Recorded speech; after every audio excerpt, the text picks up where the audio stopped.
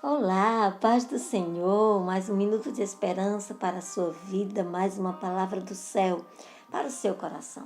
E na série Mulheres da Bíblia, vamos falar hoje sobre Ana. Esta mulher que tanto tem a nos ensinar, a mãe de Samuel.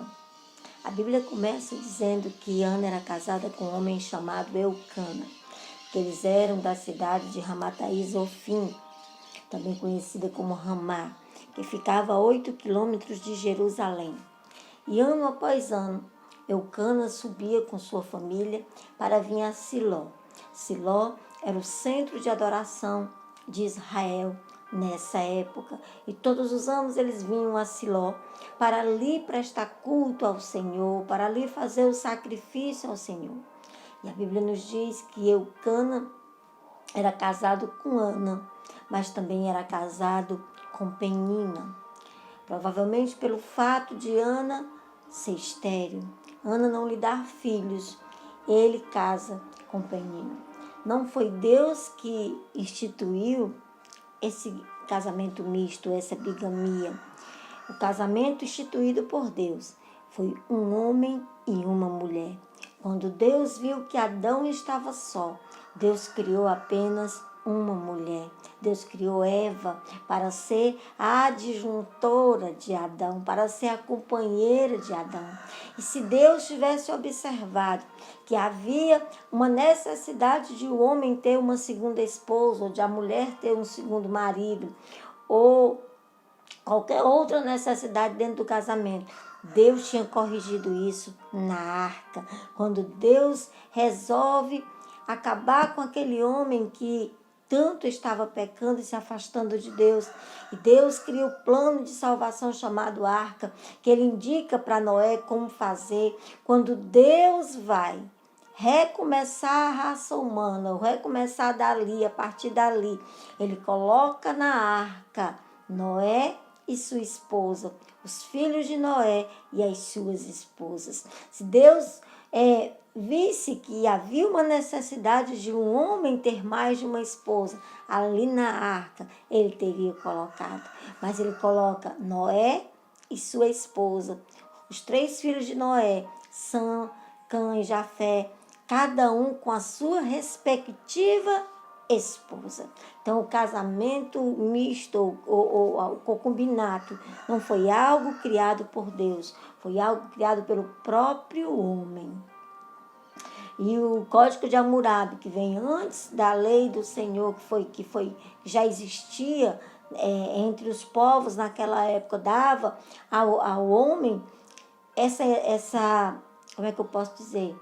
Essa abertura, que se ele fosse casado com uma mulher e esta mulher não gerasse filhos, tanto ele poderia devolver essa mulher para sua família, como ele poderia pegar uma outra mulher para que através desta outra mulher ele tivesse filhos, porque o principal objetivo naquele tempo era ter descendentes, era gerar descendentes, porque eles se consideravam que eram pessoas realizadas através dos filhos, através de seus descendentes. Por isso Eucana pega uma outra mulher, casa com uma outra mulher chamada Penina, mas a Bíblia não dá, o próprio Deus, você não vai encontrar Deus dizendo que o homem assim podia fazer. Isso foi coisa criada pelos homens. E mais tarde na lei, o Senhor, para guardar essas mulheres, para prever o direito dessas mulheres, há uma normatização, mas isso não significa uma normalização, não era algo normal. Deus fez com que através da lei fosse normatizado, para que essas segundas esposas, essa segunda mulher, não ficasse também desamparada ou abandonada. Então ele normatiza, não normaliza. O projeto de Deus para o homem é um homem e uma mulher. Um homem com uma mulher, para ambos unidos se completarem e tornarem-se um nas mãos do Senhor e no projeto de Deus para a família. Então, por isso Eucana pega uma segunda esposa. Não é Deus que manda isso. Não foi Deus que fez isso. Foi coisa de homens. Deus apenas normatizou através da lei para que essas mulheres não ficassem desamparadas. E você imagina a convivência familiar de uma casa com duas mulheres, com duas esposas. Você imagine uma mulher ter que dividir o seu marido. Você imagine uma mulher ter que dividir a sua casa, as suas coisas, dividir as suas roupas, dividir os seus sapatos, dividir os presentes, dividir as flores, que já são tão raras, e quando vinha com um buquê de flores, a metade para Ana, a metade para Penina. Não devia ser nada fácil, não devia ser nada agradável. E aí se forma esta família. Eucana também era de família sacerdotal, ele era de família levita, ele tinha descendência levítica, por isso também ele era capacitado para ser um sacerdote. Embora ele vivesse ali entre os efraimitas e casa com uma mulher efraimita, Ana era uma mulher efraimita. Quando um homem procurava uma mulher para casar, a principal coisa que ele olhava, porque a mulher não escolhia o marido, era o marido que escolhia a esposa. E a principal coisa que esse homem procurava numa mulher era se a sua família, se as mulheres da sua família eram produtivas.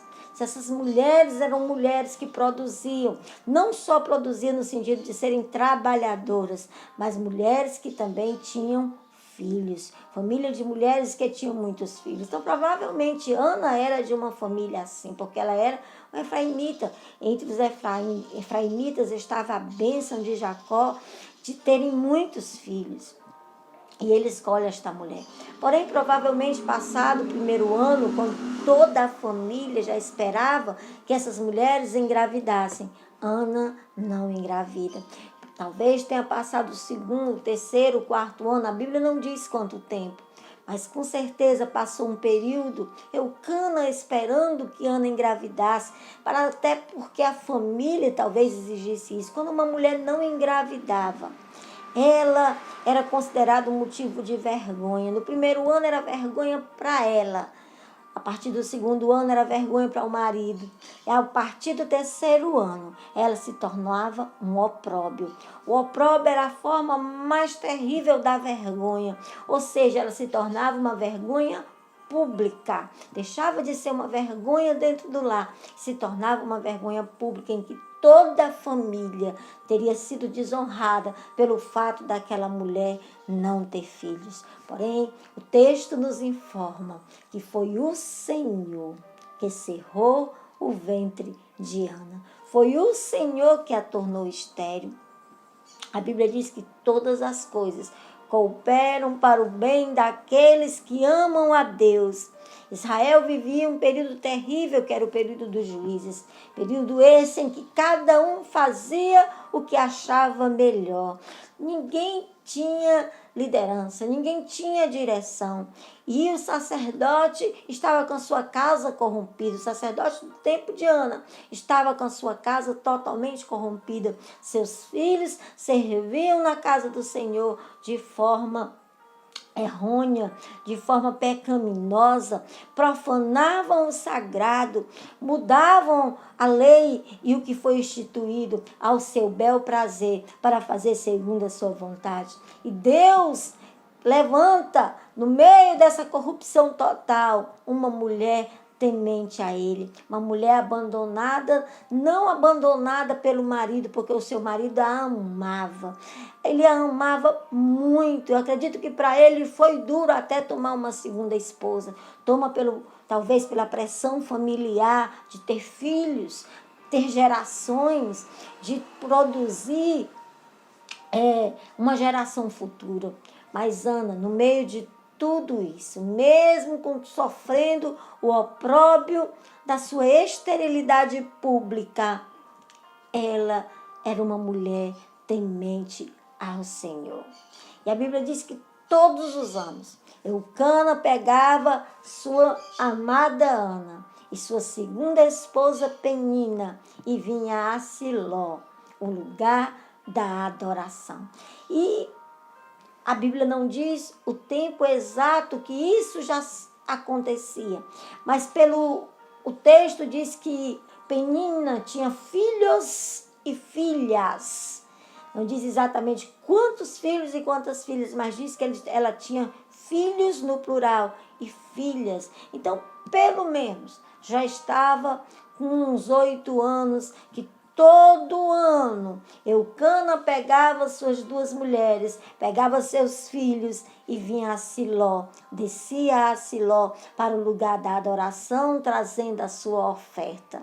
E a Bíblia diz que Penina, na ocasião desse dia, quando eles vinham para prestar culto ao Senhor, o culto não era como o culto que nós temos hoje. Hoje nós vamos à casa do Senhor e ali nós oramos, ali nós louvamos, ali nós nos sentamos para ouvir a palavra de Deus e ali nós prestamos o nosso culto ao Senhor. Se for necessário, nós vamos até 2, 3 vezes à igreja ao dia, porque tem círculo de oração, tem ensaio, tem culto, e às vezes tem várias coisas até no mesmo dia. Ali não. Ali eles vinham uma vez por ano para prestar esse culto ao Senhor. E como é que esse culto era prestado ao Senhor? Se trazia um sacrifício, e aquele sacrifício era oferecido a Deus.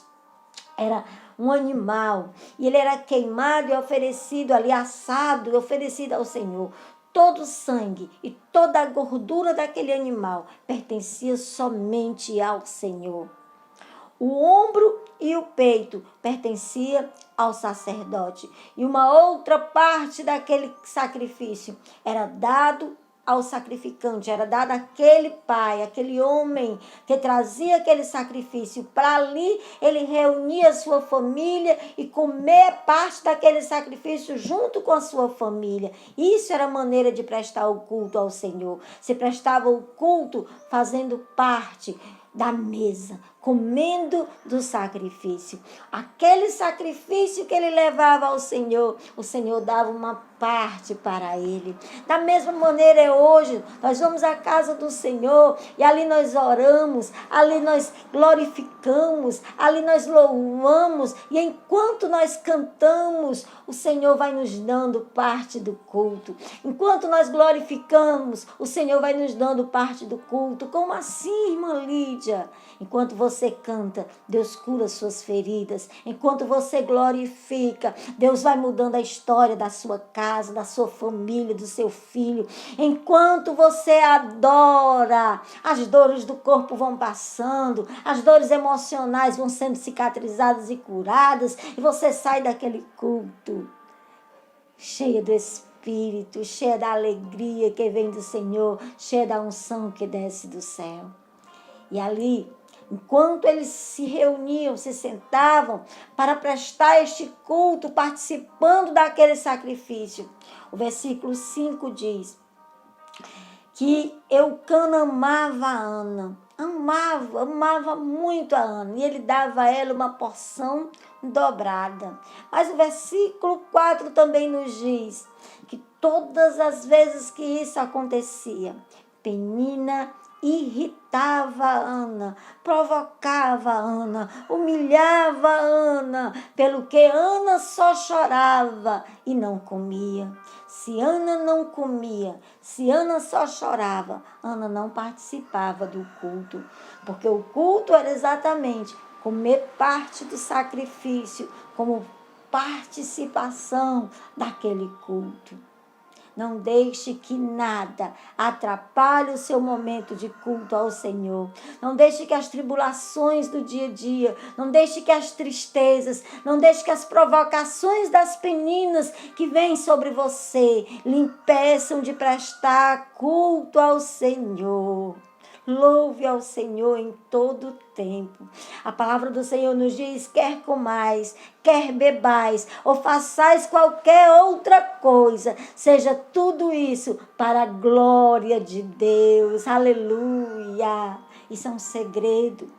Desde o dia que eu descobri esse texto na Bíblia, a gente lê um versículo muitas vezes, mas tem um dia que aquele versículo salta de uma forma especial. Tem um dia que Deus fala com você de forma especial. E um dia eu li esse versículo, num dia de muita tribulação, um dia que eu estava muito aperreada com os meus filhos pequenos, e muito atarefada e muito atribulada, e um dia me deu uma crise de choro, eu peguei a minha Bíblia e quando eu peguei a minha Bíblia, veio esse versículo. Quer comais, quer bebais, ou façais qualquer outra coisa, fazei tudo para a glória de Deus. Naquele dia eu entendi que o meu trabalho doméstico, diário na minha casa, que o cuidar dos meus filhos, o fazer a comida, o lavar a roupa, o lavar a louça, tudo isso deveria ser para a glória de Deus. E a partir daquele momento tudo mudou, tudo se tornou prazeroso, porque eu faço para a glória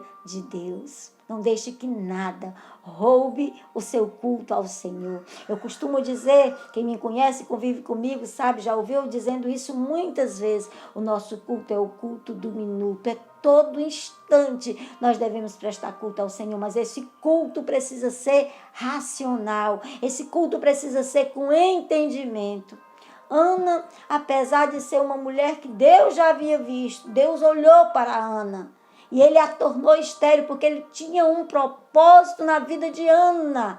A Bíblia diz que todas as coisas cooperam juntamente para o bem daqueles que amam a Deus. Eu não sei o que você está passando, não sei se você vive algo parecido com o sofrimento de Ana. Existe aí uma penina que lhe irrita, não uma penina, uma amante do seu marido ou uma segunda esposa, mas alguém no seu trabalho, talvez na sua própria casa, que lhe irrita. Não deixe que isso roube o seu momento de culto. Ana só chorava, Ana não comia. O texto faz questão de dizer que ela não comia. E assim se fazia ele de ano em ano. E todas as vezes, olha o versículo 7, todas as vezes que Ana subia à casa do Senhor, a outra a irritava, pelo que chorava e não comia. Ou seja, enquanto Ana estava ali, ela não aproveitava daquele momento de culto,